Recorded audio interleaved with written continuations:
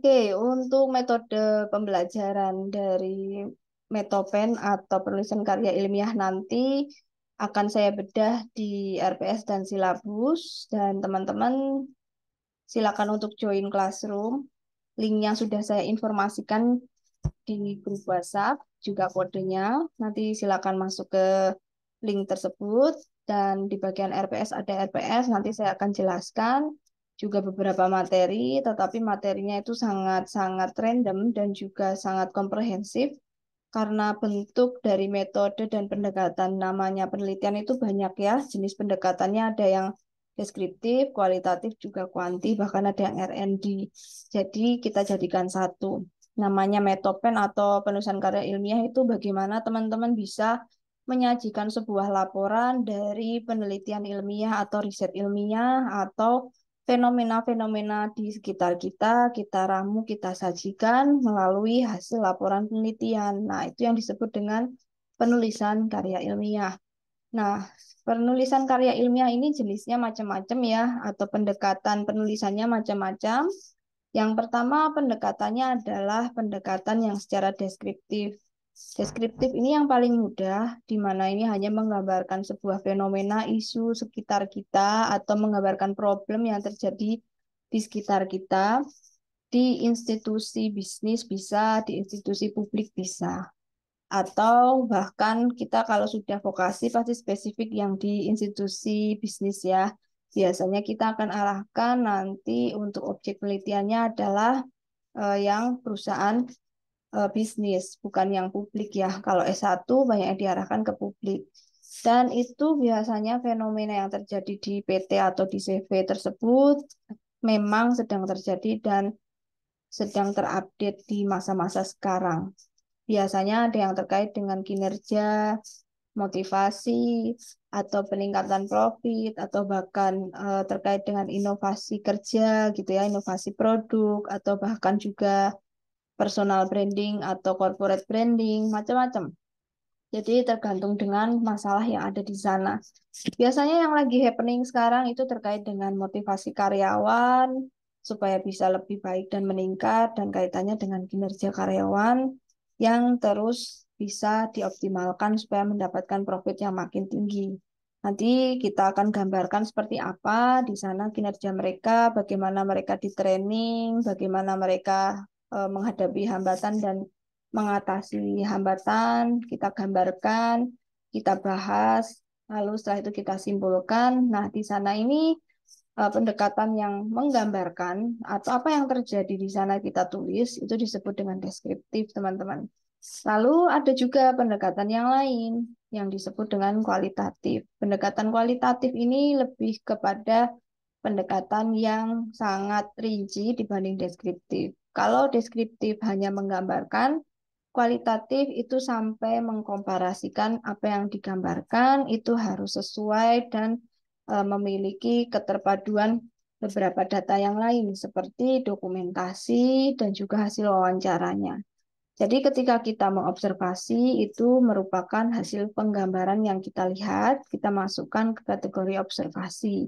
Tapi kita masih butuh data lain yaitu hasil interview para subjek yang ingin kita teliti. Lalu hasil interview itu kita simpan dulu sebagai draft interview.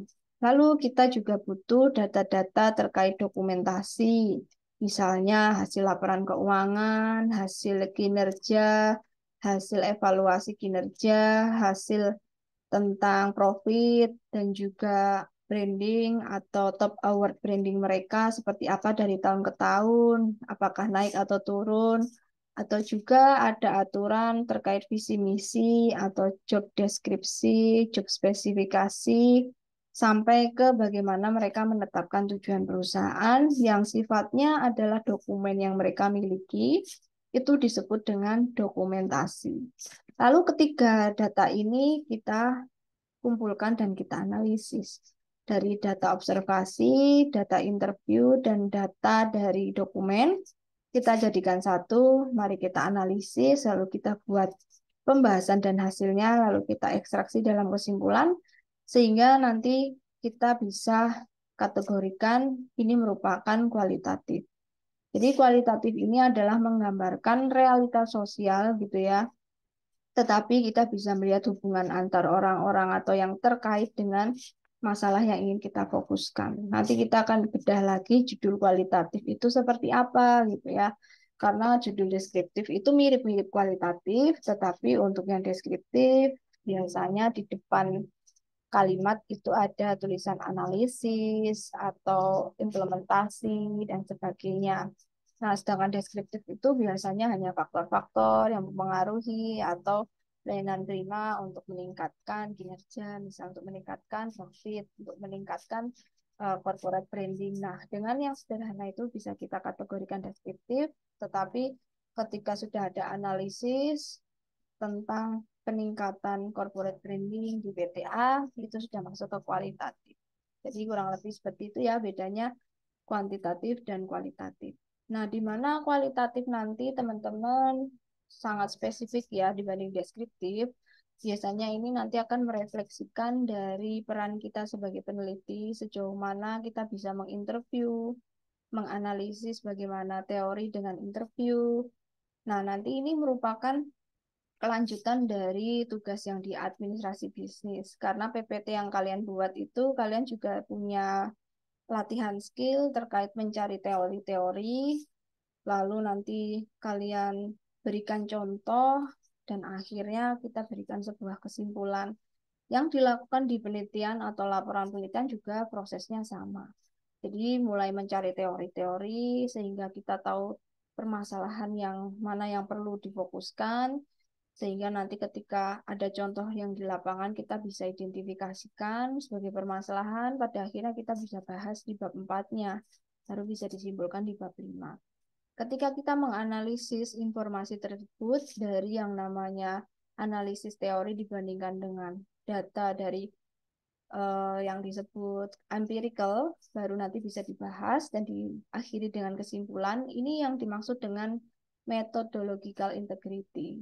Ya, nanti ini merupakan kekhasan dari kualitatif. Makanya kualitatif ini biasa disebut dengan penelitian yang sangat lengkap dan butuh uh, keunggulan teman-teman yang terkait dengan penulisan yang baik dan bagaimana Anda bisa menjelaskan secara verbal dengan baik juga. Bukan berarti ingin menghindari hitungan atau angka, tetapi di sini kalian harus bisa punya kemampuan menulis yang baik dan menyajikan secara verbal juga dengan yang baik. Jadi kadang ada yang ingin menghindari kuanti karena takut hitungan sehingga dia lari ke kuali.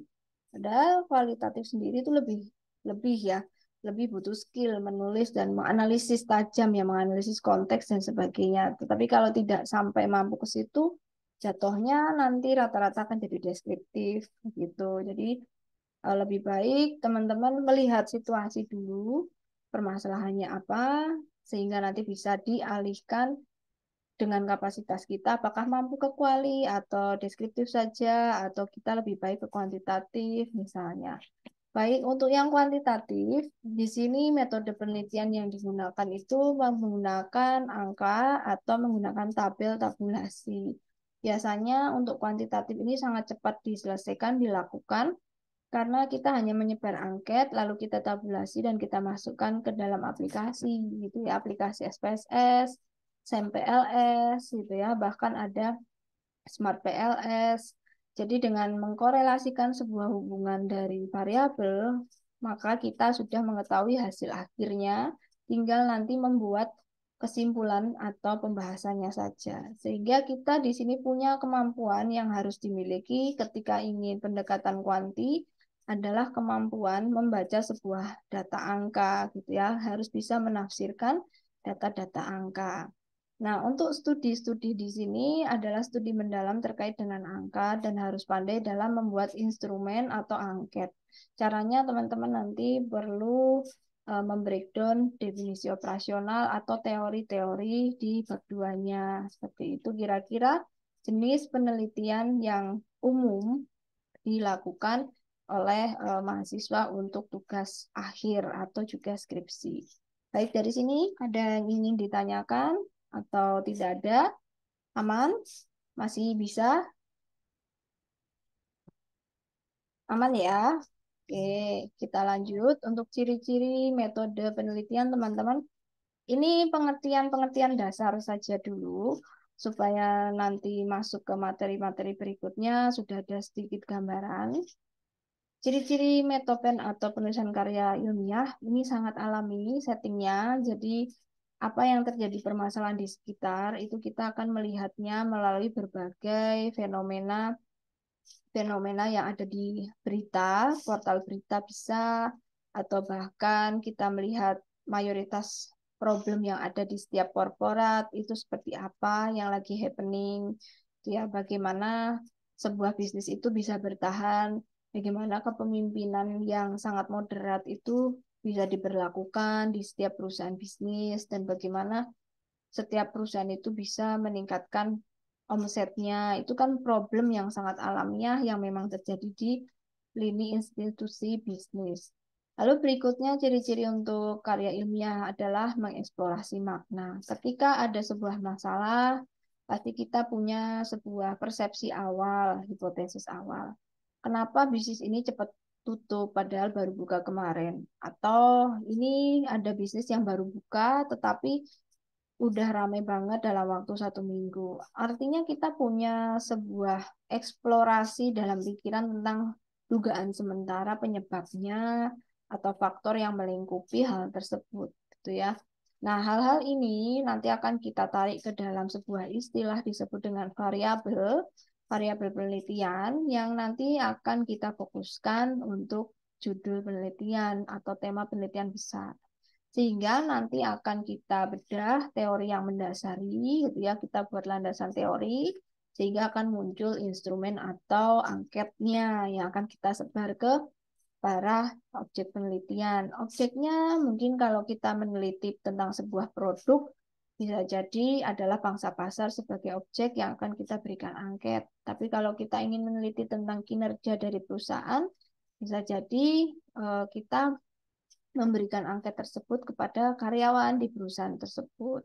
Jadi tergantung dari bagaimana kita memfokuskan tujuan penelitian. Lalu untuk strateginya macam-macam ya, ada melihat sebuah fenomena ketika kamu ingin memulai sebuah permasalahan penelitian, bisa berawal dari fenomenologi atau apa yang terjadi di lapangan, atau ada studi kasus tertentu, bahkan di compare kasusnya, atau ada di suatu wilayah tertentu itu ya, dan itu hanya terjadi di wilayah tertentu saja kasus tersebut, atau bahkan tidak ketiganya ya, atau bisa nemu teori baru, atau bahkan kalau tidak tidak ketiganya itu teman-teman mengkaji sebuah teori-teori Anda kumpulkan, misalnya ingin melihat faktor yang mempengaruhi kinerja karyawan di perusahaan startup di Jogja misalnya, yang di area Bantul startupnya untuk bidang fashion itu apa aja sih faktor mempengaruhi kinerja, faktor mempengaruhi motivasi para karyawan mudanya. Nah, itu bisa kalian menggunakan narasi gitu ya. Jadi tidak perlu menggunakan fenomenologi, studi kasus atau etnografi. Nah, ini juga masih strategi penelitian, ada yang studi kasus juga naratif. Oke, untuk tujuannya, kenapa perlu mempelajari karya ilmiah, penulisan karya ilmiah, dan juga metode penelitian? Karena yang paling penting dari semuanya, teman-teman akan dilatih mempunyai pola pikir yang tidak mudah termakan hoax atau berita yang tidak benar nanti. Ini untuk keseharian teman-teman. Ciri-cirinya, jiwa yang bersekolah di akademik perguruan tinggi dengan karakter yang tidak bersekolah di perguruan tinggi itu adalah pola pikir pendekatan ilmiahnya. Jadi kalau misal kalian berdebat dengan teman-teman gitu, atau berdebat dengan keluarga atau teman di luar kampus gitu ya, mungkin berbeda latar belakang, ketika mereka memberikan pendapatnya tetapi melalui feeling atau personal feeling atau pemikiran pribadi tanpa ada dasar teori dan contoh nyata yang pernah dilihat oleh banyak orang, itu bisa jadi persepsi dia semata sebagai personal, sebagai pribadi. Tetapi ketika kita sudah berkuliah, sudah pernah mengikuti metode penelitian, sudah pernah mengikuti beberapa kajian-kajian penelitian, nanti kita akan punya pendekatan berbeda ketika berpendapat, ya. Harus kita berikan contoh, dan juga kita diskusikan ini dasar teorinya dari mana gitu ya. Kalau hanya persepsi semata, setiap orang pasti punya persepsinya, tetapi yang membedakan dengan yang tidak, dengan yang tidak berkuliah gitu, yang tidak pernah mengikuti pendekatan penelitian, otomatis hanya sebagai personal feeling ya, biasanya personal feeling. Nah, personal feeling ini sangat berbahaya ketika untuk pengambilan keputusan yang nanti skupnya ini bersifat menentukan nasib banyak orang. Misalnya di perusahaan atau juga di pemerintahan. Jadi biasanya teman-teman yang sudah berkuliah itu memang arahannya akan ke arah memimpin banyak orang yang menentukan nasib orang banyak gitu ya. Karena sudah tahu gimana cara mengambil keputusan supaya kita tidak merugikan banyak pihak dan tepat sasaran. Nah, ini dia ya. Jadi kita punya pemikiran dengan pendekatan-pendekatan ilmiah gitu. Oke, itu pertama. Ya, yang berikut-berikutnya, kenapa harus belajar metode penelitian atau karya ilmiah? Biasanya di sini teman-teman akan belajar mencari data yang valid ya, mencari teori yang benar-benar kita kategorikan yang bisa dipercaya itu seperti apa? Apakah benar bahwa untuk meningkatkan profit penjualan itu hanya dengan promosi sosial media? Nah, kalau misalnya kita ingin lebih detail pendekatan ilmiah bahwa promosi itu banyak caranya, channeling medianya banyak. Untuk jenis organisasi bisnisnya itu banyak juga. Jenis organisasi bisnis yang manufaktur untuk assembling bisa jadi beda dengan yang kuliner, bisnis kuliner. Bisa jadi cara pemasaran bisnis kuliner berbeda dengan cara pemasaran bisnis yang turism, yang perhotelan, atau juga yang kafe. Jadi, disinilah perlu beberapa pemikiran-pemikiran untuk mencari data yang valid. Gitu. Jadi, ini keunggulan teman-teman yang belajar metode penelitian atau penulisan karya ilmiah. Lalu yang berikutnya, keuntungannya adalah atau kita akan mencapai sebuah tujuan pada akhirnya bisa memfilter data, mana yang data untuk pengambilan keputusan, mencari analisis dari dugaan sementara, atau mana data yang tidak perlu, itu hanya data lewat saja yang tidak mensupport hasil penelitian. Jadi di sini kalian akan jadi jiwa-jiwa yang pandai memfilter mana yang berguna untuk sebuah kesimpulan yang baik atau tidak gitu ya.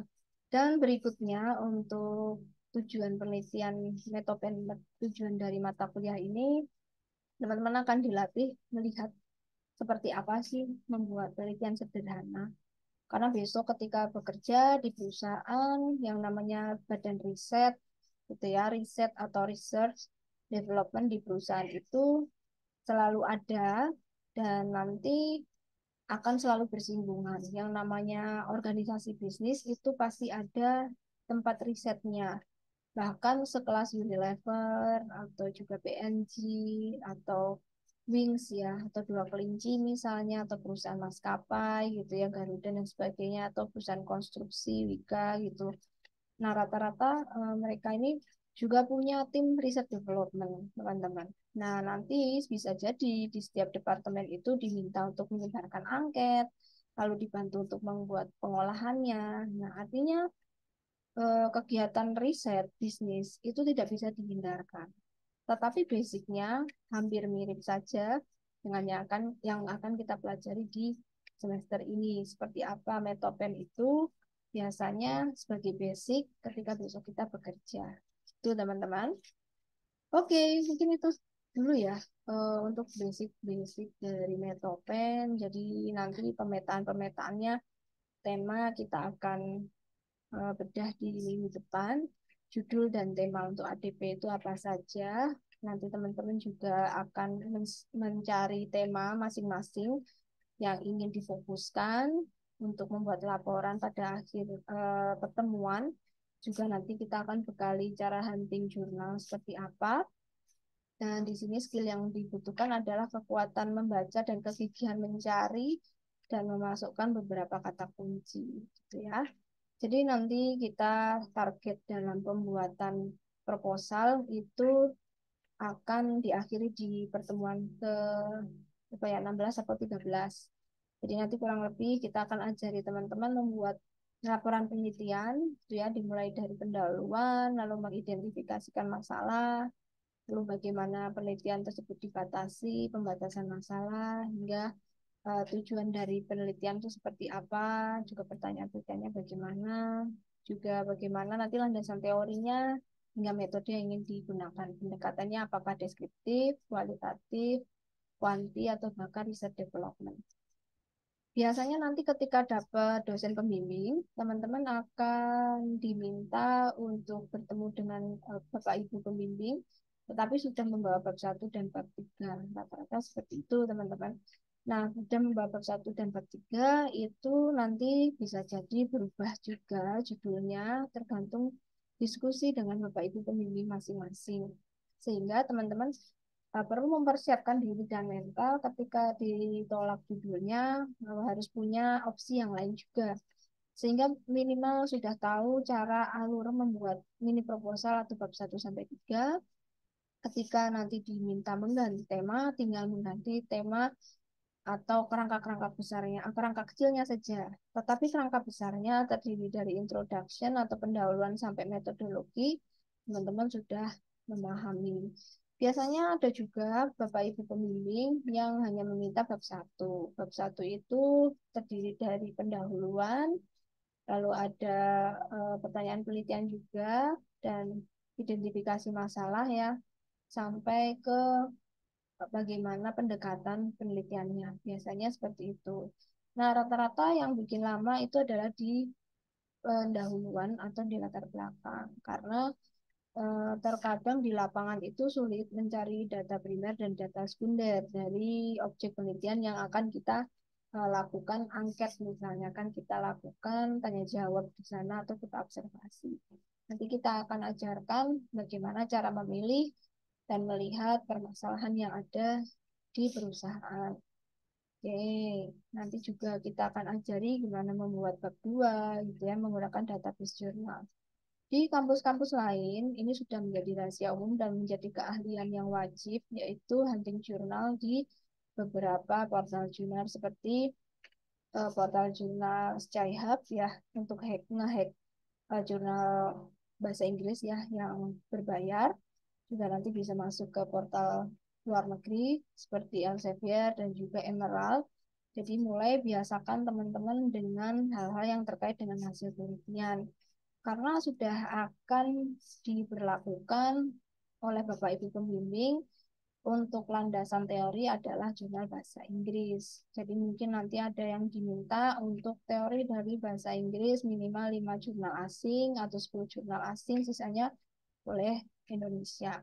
Nanti kita akan ajarkan bagaimana hunting dan bagaimana Anda harus bisa membaca dan memahami jurnal secara singkat dan men-scan dan menganalisis dari isi jurnal dan mengaplikasikannya di laporan penelitian Anda atau memasukkan di uh, proposal Anda untuk penelitian.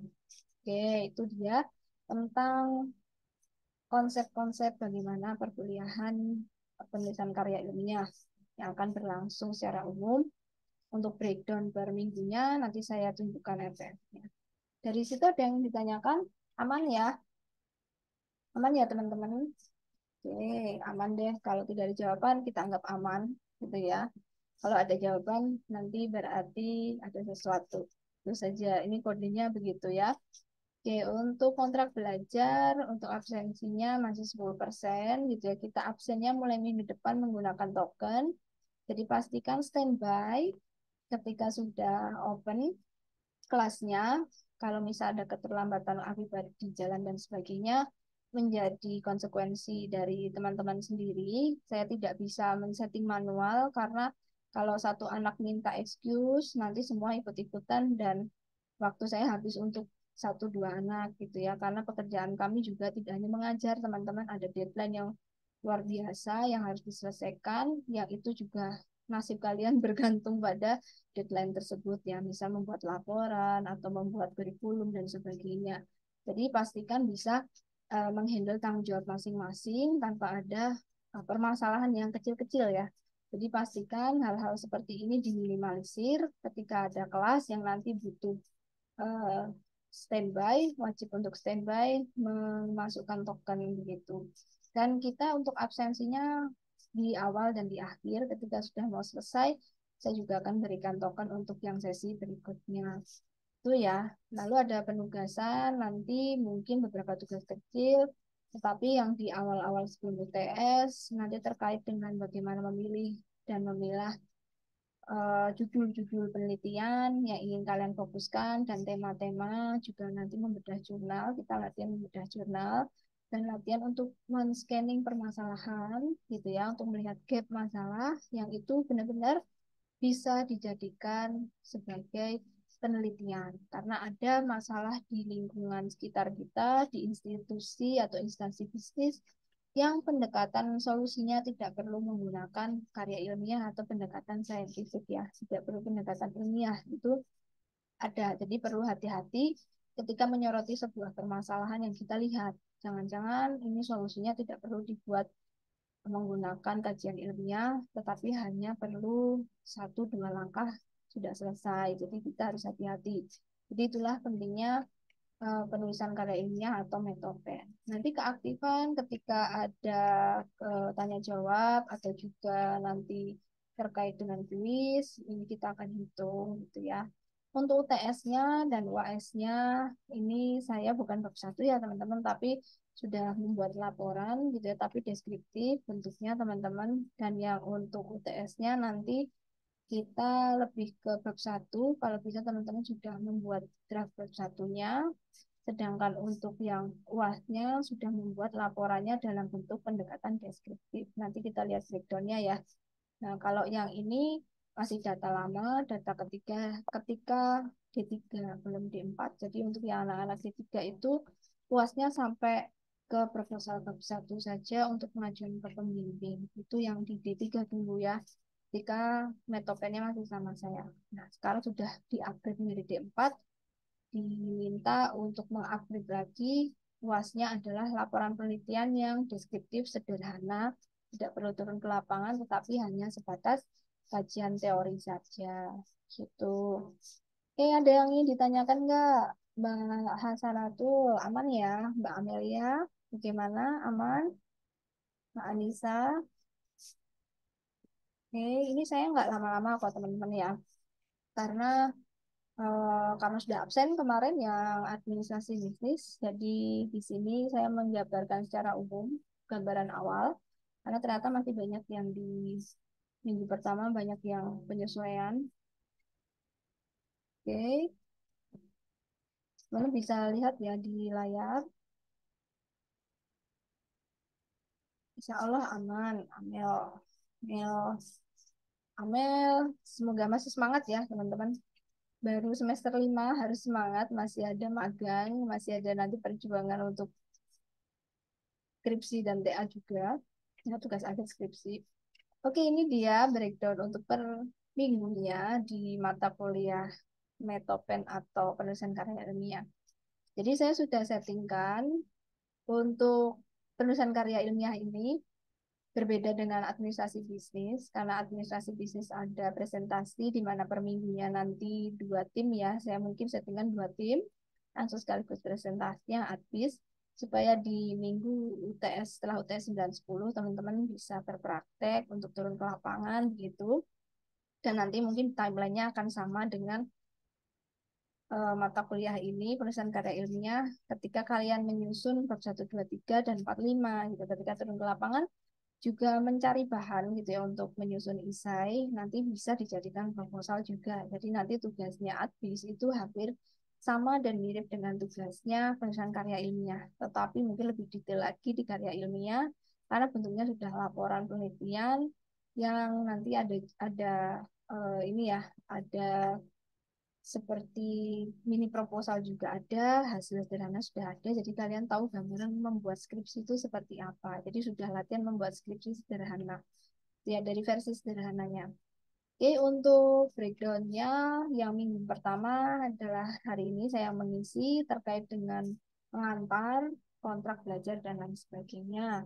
Untuk minggu depan, saya masih menjelaskan kepada teman-teman terkait dengan materi, yaitu tentang jenis penelitian gitu ya. Kita akan breakdown lebih detail, deskriptif itu seperti apa sih, judul-judulnya, contohnya yang pernah dilakukan oleh kakak tingkat atau yang khusus untuk tema-tema di ADP atau perkantoran yang vokasi. Lalu untuk judul yang quali seperti apa, yang kuanti seperti apa, yang R&D seperti apa. Jadi minggu depan kita akan breakdown tema besar dan ruang lingkup dari judul penelitian di ADP, sehingga teman-teman nanti perlu mempersiapkan diri di minggu ketiganya, gitu ya, yaitu penetapan judul-judul penelitian yang ingin kalian fokuskan dan mungkin tema-tema yang ingin kalian ambil. Tapi saya jelaskan dulu mungkin ya minggu depan tema besarnya apa sih yang diperbolehkan di ADP. Ada 3 tema besar teman-teman yang di ADP itu. Yang pertama adalah tentang administrasi, kedua tentang entrepreneurship, lalu yang ketiga itu tentang apa ya aku lupa ya MICE atau organisasi ya. Nanti teman-teman akan diperbolehkan hanya ke tema-tema tersebut saja. Kalau yang di S1, tema ketiga itu terkait dengan kependidikan, gitu ya. Kalau di kalian kependidikan tidak diperbolehkan, tetapi sifatnya umum ya, hanya boleh yang institusi bisnis. Oke, nanti kita breakdown lagi minggu depan dan persiapkan mungkin dari sekarang sambil ngintip-ngintip dulu seperti apa sih skripsi kakak tingkat gitu ya, yang di e-jurnal gitu. Judul ini itu menggunakan kuanti atau kualitatif ya metode penelitiannya. Jadi sembari teman-teman melihat gitu ya di e-jurnal atau di perpustakaan gitu. Kalau misal di GK kan belum ada, mungkin bisa menggunakan online dulu di e-jurnal online-nya UNY. Nanti kalian bisa melihat contoh-contoh yang sudah kakak tingkat miliki atau nanti kita bisa berikan contoh juga gitu ya yang ada di materi di classroom. Tapi kalau ingin duluan melihat lebih awal juga diperbolehkan gitu ya. Siapa tahu teman-teman malah bisa mencuri start lebih dulu.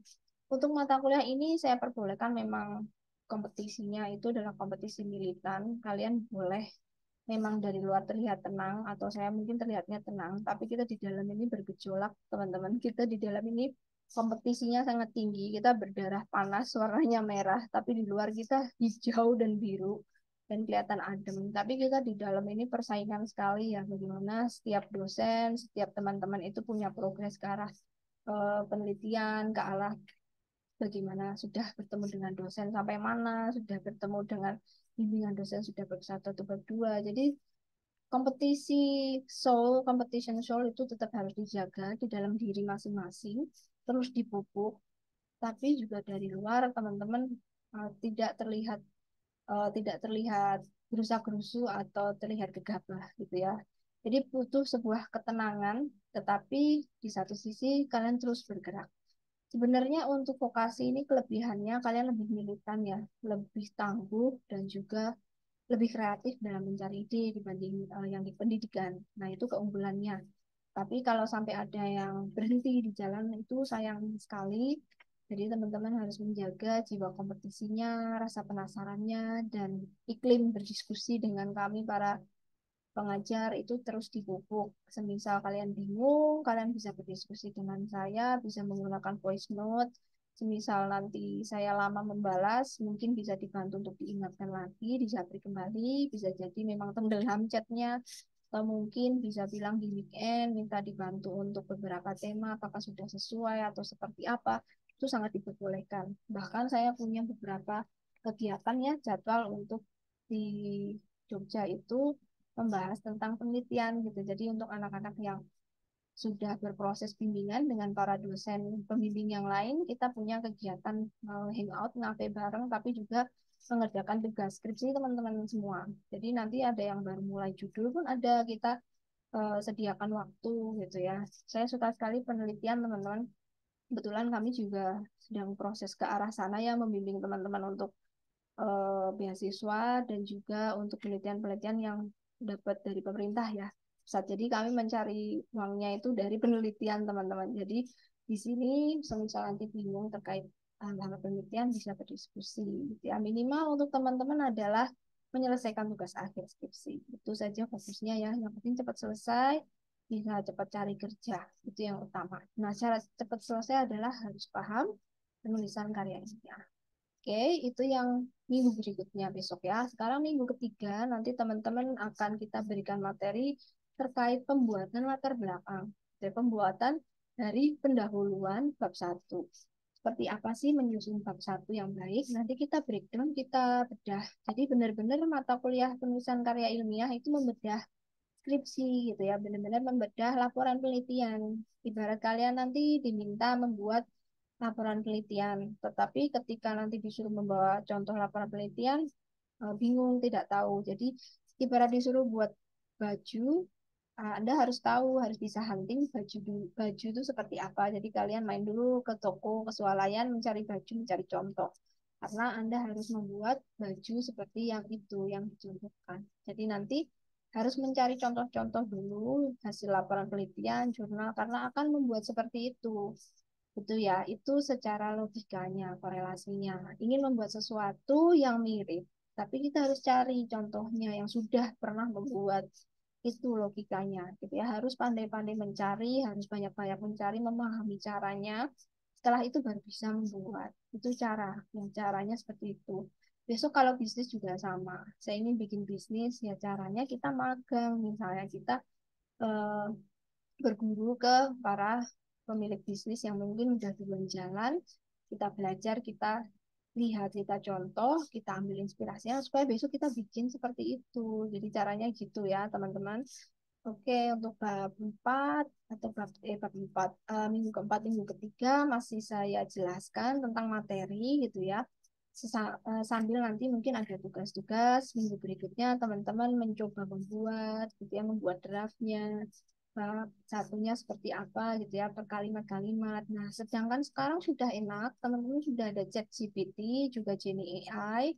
Jadi teman-teman sudah sangat terbantu untuk membuat sebuah kalimat demi kalimat, paragraf demi paragraf.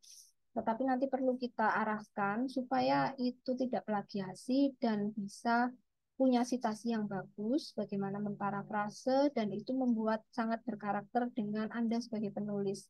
Bahkan kami pun pengajar juga para peneliti menggunakan AI untuk penelitian, tetapi kami sudah tahu life hack-nya, kami sudah tahu cara ngehacknya, ngetriknya, tipsnya, supaya itu sangat berkarakter kami sekali untuk penulis atau bahkan peneliti. Jadi itu hanya alat bantu, tetapi kita perlu olah lagi supaya tidak mentah banget terlihat itu robot sekali gitu ya.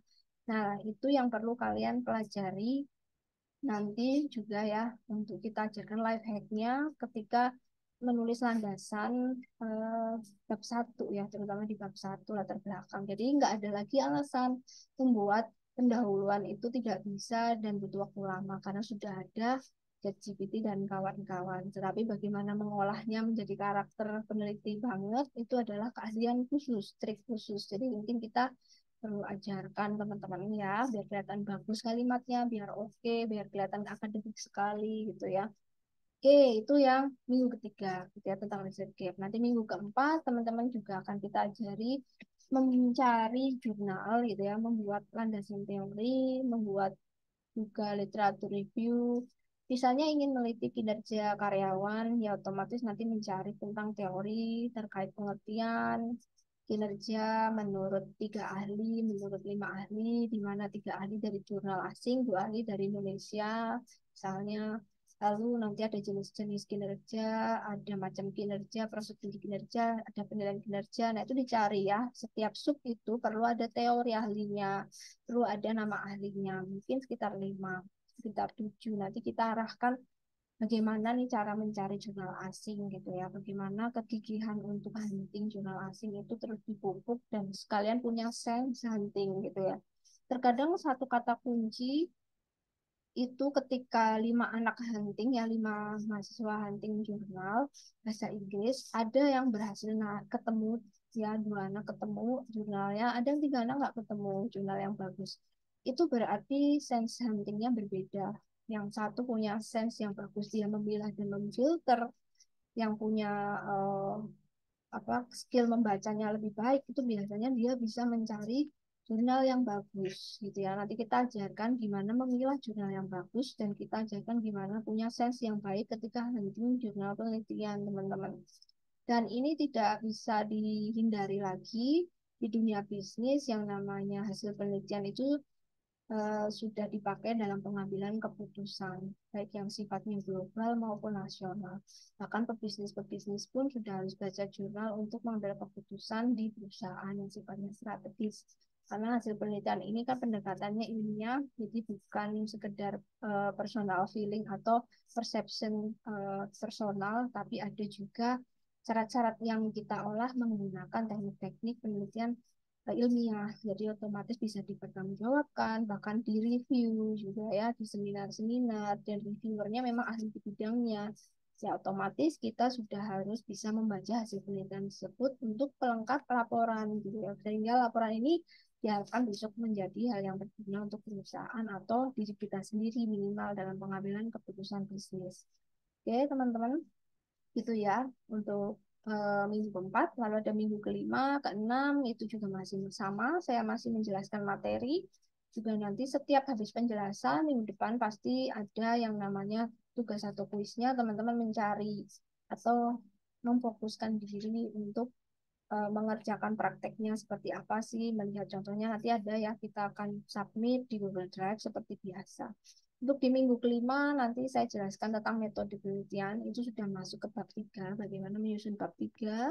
Kita melihat objek penelitian seperti apa, apakah karyawan, apakah konsumen yang kita jadikan objek, atau orang random, eksidental gitu ya, atau bukan keduanya, atau bahkan hanya pimpinan saja, bos-bos saja yang kita interview. Itu kita masuk ke objek penelitian ya. Bagaimana kita menyusun hipotesis, kerangka hipotesisnya, bagaimana meneliti yang baik gitu ya. Penelitian relevan itu penelitian kakak tingkat yang sudah pernah melakukan penelitian atau dari jurnal lain misalnya. Nah, ini yang biasanya ada di bab 3 teman-teman di mini proposal atau ada di laporan penelitian atau tugas akhir skripsi.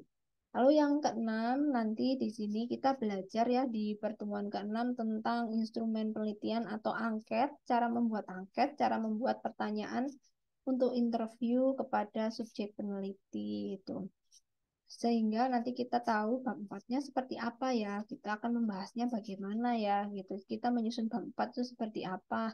Nah, ini adalah bekalnya harus tahu instrumen dulu atau angketnya dulu. Kalau angketnya sudah benar, nanti setidaknya pembahasan atau codingnya, filtering datanya, analisis datanya, reduksi datanya, itu akan lebih mudah untuk jadi sebuah hasil dan pembahasan. Jadi nanti di minggu ketujuh, kurang lebih kita akan belajar juga tentang bagaimana memfilter data-data setelah turun ke lapangan. Ini kan untuk ke lapangan nih, nanti yang sudah dapat ACC bab 1 sampai 3 itu mereka turun ke lapangan, lebar angkat ke lapangan. Biasanya gitu ya dengan pembimbing, baru bikin SK pembimbing.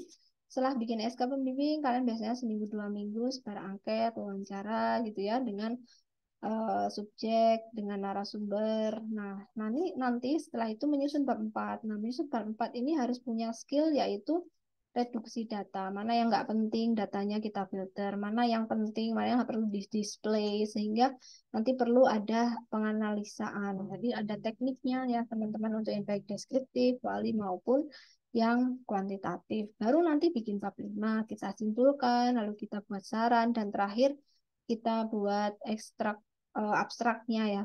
Abstraknya di bagian depan setelah judul tugas akhir skripsi nanti ada abstrak juga gitu ya. Itu adalah singkatan dari semua isi laporan penelitian baru nanti bab 1, bab 2 dan bab 5. Jadi ini saran kesimpulan baru pembuatan abstrak. Caranya seperti itu ya, nanti di bahasa Inggris kan dan di bahasa Indonesia kan. Dan nanti di UTS-nya ini adalah briefing, teman-teman. Nah, briefing ini mungkin adalah pengumpulan untuk bab 1 gitu ya. 1, 2, 3. Tetapi di pertemuan 9, 10 ini nanti teman-teman berpraktek independen untuk menyusun bab 1 dan bab 2. Karena di sini di pertemuan sebelumnya sudah ada di pertemuan 4 bagaimana menyusun landasan teori. Nah, otomatis nanti teman-teman mengumpulkan teori-teori juga yang terkait tema gitu ya. Di minggu depan kita sudah menentukan judul dan juga memilih tema. Nanti di minggu ketiga teman-teman sudah mengumpulkan dan di minggu ketiga yang berhasil mengumpulkan otomatis harus maju lagi membuat latar belakang. Setelah membuat latar belakang nanti bikin teorinya. Setelah membuat teori kita buat draft metodenya. Setelah bikin metode, coba kita bikin angketnya. Setelah bikin angket, kita turun ke lapangan, baru terakhir kita analisis dan bikin kesimpulan dan pembahasan ya, pembahasan kesimpulan. Nah, itulah isi dari laporan penelitian, teman-teman. Yang lumayan ya tahapnya. Tapi semua tahap seperti itu, riset dari riset bisnis maupun riset non-bisnis itu alurnya sama kok. Lalu yang di pertemuan 8 kita akan briefing ya caranya bagaimana nanti menyusun bab satu, kita penekanan ulang lagi terhadap materi. Setelah itu nanti pembagian juga seperti apa jadwalnya yang harus dilakukan di minggu ke-9. Mungkin nanti ada pemantauan ya bab satu. Bisa jadi di pertemuan ke-5 atau 4 mungkin bab satunya teman-teman baru draft, masih bingung, masih galau. Temanya juga biasanya banyak yang berubah-ubah. Nanti di perjalanan permingguan ini pasti berubah. Bu, saya ganti itu wajar. Sampai UTS masih ganti-ganti. Nanti setelah UTS kelar udah mau nyusun bab 3 tuh baru mereka mantep, baru teman-teman mantep. Karena melihat fenomenanya kok kurang kuat ya Bu, dan passionnya saya nggak suka di sini, di situ. Lalu nanti mantepnya setelah UTS mau mendekati UAS, itu biasanya tema-tema teman-teman baru mulai kelihatan mana yang lebih diseriusin, ingin diseriusin gitu. Oke, untuk pertemuan 9, 10, 11, 9, 10 ini mengerjakan sendiri ya teman-teman. Ini lebih ke independen ya. Nanti teman-teman menyusun, tetapi nanti ada reportnya, progresnya. Teman-teman harus mengumpulkan di sini mana hasilnya gitu ya. Lalu bab 2-nya mana yang sudah selesai gitu ya. Biasanya 9, 10 ini teman-teman menyusun, yang menyusun bab 1 sampai 3. Nanti di pertemuan ke-11 ini baru kita ketemu lagi gitu ya secara mungkin online atau tatap muka di sini untuk mengumpulkan laporannya bab 1, 2, 3. Jadi ini ada mini proposalnya yang biasanya untuk bekal ketemu pembimbing teman-teman di pertemuan 11. Kita akan sedikit ngebut supaya kalian tahu seperti apa sih gitu bikin proposal penelitian. Jadi kita ajak teman-teman ini agak curi start ya supaya cepat selesai. Terus kita maunya ambisinya di empat itu cepat selesai gitu dibanding dengan yang lain. Jadi otomatis harus bisa tahu duluan cara membuat laporan penelitian yang baik seperti apa. Itu ya. Lalu nanti bab 12 minggu ke-12 kita akan berpraktek lagi menyusun bab 45. Nah, bab 45 ini memang kita berikan waktu untuk jeda untuk teman-teman menyusun seminggu secara independen ya, menyusun sendiri. Jadi ini tidak ada pertemuan tapi ada laporan. Nanti kita ada laporan teman-teman apakah ada kesulitan. Nanti baru di pertemuan 13 kita ketemu lagi untuk mengumpulkan bab 45-nya sudah fix gitu ya, sudah terlihat draftnya gitu. Setidaknya sudah terlihat sih 1 sampai 5 karena nanti mungkin teman-teman ada yang masih belum fix ya, pasti pasti belum fix. Nanti pasti masih bingung. Nah, baru di pertemuan 14, 15, 16 kita akan ada presentasi laporan dari penelitian teman-teman sendiri. Nanti kita arahkan ke deskriptif khusus untuk kajian teori saja. Biasanya nanti kita sudah settingkan untuk pertanyaan penelitiannya seperti apa sih pertanyaan penelitian untuk deskriptif. Biasanya nanti ada 3 ya atau 2 pertanyaan penelitian. Itu teman-teman. Nah, setelah itu nanti kita presentasi dari absen. Ini presentasinya personal karena ini membawa nasib kalian masing-masing untuk bisa mengerjakan TA atau tidak. Jadi otomatis nanti per anak mungkin hanya sekitar 7 menit gitu ya maksimal. Nah, presentasinya ini menggunakan draft teman-teman sendiri yang di Word ya, Microsoft Word. Nanti teman-teman yang share screen untuk menunjukkan, Bu, ini bab 1 sama 5 saya, ini presentasi saya, judulnya ini, masalahnya ini, lalu saya ingin mencari tahu ini tujuan penelitiannya, lalu menggunakan pendekatan ini, hasilnya ini, kesimpulan saya ini. Udah itu aja ya, kira-kira 7 menit per anak. Jadi untuk yang tanggal atau pertemuan 14 itu kita presentasi dari absensi 1 ke 13. Ini kita masuk kategori kelompok 1. Nanti di pertemuan 15 itu baru berikutnya, absen berikutnya ke 16 ini absen yang paling akhir gitu. Nanti di UAS-nya adalah mengumpulkan laporannya. Jadi sebelum dikumpulkan UAS untuk laporan penelitiannya, teman-teman mempresentasikan hasilnya. Jadi kita buat yang sangat sederhana saja kajian teori ya teman-teman, tidak perlu untuk wawancara lapangan. Tetapi misal dari teman-teman, Bu, saya mau mencoba kualitatif yang deskriptif sederhana. Saya ingin mencoba tanya jawab, mumpung saya observasi administrasi bisnis ini terkait dengan supply chain management, terkait dengan bagaimana budaya perusahaan yang baik, Bu, untuk bisa meningkatkan kinerja dan juga branding atau citra perusahaan. Saya ingin tanya jawab dengan pimpinan, kebetulan dapat bertemu dengan pimpinan waktu observasi. Itu boleh. Jadi sekalian ketika turun ke admis yang mencari observasi admis, kalian boleh bertanya untuk pembuatan bab 4-nya atau bab 5-nya di laporan penelitian perusahaan karya ilmiah. Karena nanti UASnya untuk ABIS juga sama, membuat makalah tapi lebih simpel. Sedangkan yang karya ilmiah ini benar-benar akademik untuk kalian bertanggungjawabkan nanti ke kuliah apa untuk ke pembimbing. Siapa tahu dengan membangun hubungan baik ke instansi ke tempat kalian observasi, kalian masih diperbolehkan ngambil data besok, data real ketika dapat pembimbing. Jadi nanti ini saya berikan sebuah sebuah kesempatan, setting pembelajaran sebuah kesempatan membina hubungan baik dulu, membuka jalan dulu untuk industri supaya teman-teman dapat privilege komunikasi awal ketika ingin turun ke lapangan mencari data penelitian yang sesungguhnya ketika dapat pembimbing. Jadi gitu ya, teman-teman. Yang mau ditanyakan mungkin cukup untuk hari ini dari saya. Untuk referensinya, bukunya saya menggunakan bahasa Inggris, teman-teman untuk Metopen. Tapi kalau ingin buku yang paling sederhana, ada bukunya Pak Sugiono, Prof. Sugiono, metode penelitian. Kalau ini ada kuantitatif, ada kualitatif, ada R&D, ada. Banyak banget bukunya beliau ya, yang paling sederhana untuk bisa kita pahami bahasanya. Oke, itu saja yang bisa saya informasikan. Kalau tidak ada pertanyaan, mari kita presensi lagi untuk sesi akhir, gitu ya. Aman ya, teman-teman, tidak ada kendala ya untuk pemahaman perdana kali ini ya. Aman, Bu. Yang nggak aman nanti Bu pas praktek. Aman Oke, Bu dari saya. Alhamdulillah.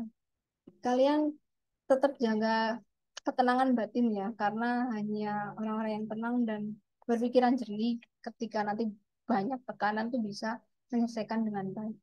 Jadi latih diri kalian untuk terus bisa stay calm apapun kondisinya, karena semakin ke depan tantangan itu tidak mudah, teman-teman.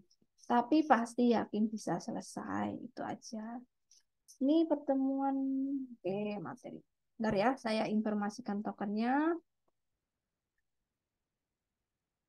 Dan kontrak. Siap-siap, ayo standby untuk presensi yang terakhir, sesi 2. Saya akan berikan token jadi latihan ya, latihan disiplin nih, standby nih. Minimal awal akhir deh, standby deh. Ini masih untung saya record, supaya kalau kalian bingung masih bisa cek-cek lagi gitu ya. Silakan token 2. Token 2 sudah keluar, ada di Zoom dan juga ada di grup. Silakan tekan sesi 2. Saya tunggu, saya cek juga. Yang sesi 1 misal terlambat untuk minggu ini masih saya berikan permakluman, saya masih bisa untuk klik manual hadir, semisal nanti ada yang ketinggalan karena kendala atau apa, saya masih bisa untuk klik secara manual dari sistem kami pengajar. Tapi mulai minggu depan, teman-teman harus disiplin, belajar untuk selalu standby, menanti datangnya info token ketika harus absen gitu ya 2 kali. Kalau misal ketinggalan lagi di jalan atau misal kendala dari sinyal, aduh itu mohon maaf, kami terpaksa harus mendisiplinkan teman-teman ya. Saya bilang di awal supaya teman-teman bisa sama-sama memahami untuk belajar gitu ya. Bahkan dunia kerja lebih kejam dari saya, bahkan mungkin bisa dicuekin atau kalian sudah dianggap tidak hadir atau dihitung tidak masuk kayak gitu. Salah aja karena kita nggak sengaja, kita harus menerima konsekuensi itu. Jadi sangat berhati-hati gitu ya teman-teman. Dan belajar ikhlas, memang tidak ada yang mau itu terjadi, tetapi ya sudahlah gitu. Nggak apa-apa besok berusaha tidak. Gitu ya. Jadi mulai dari sekarang berlatih menerima semua konsekuensi yang tidak bisa kita kontrol gitu ya, out of control kita. Jadi pastikan teman-teman bisa menerima itu gitu ya. Jadi jangan terlalu bikin pusing gitu ya, masih bisa dikejar besok karena ya sudah ini karena saya tidak bisa apa-apa gitu ya. Oke, sudah ya. Saya sudah bisa cek kalau sudah pada hadir semua ini. Oke, sudah mulai full. Tinggal Muhammad Heza, Parastuti, juga dia Fitri, mungkin sakit ya. Nggak Parastuti tadi juga belum. Dia Rumokti. Nggak. Oke, saya stop recording dulu.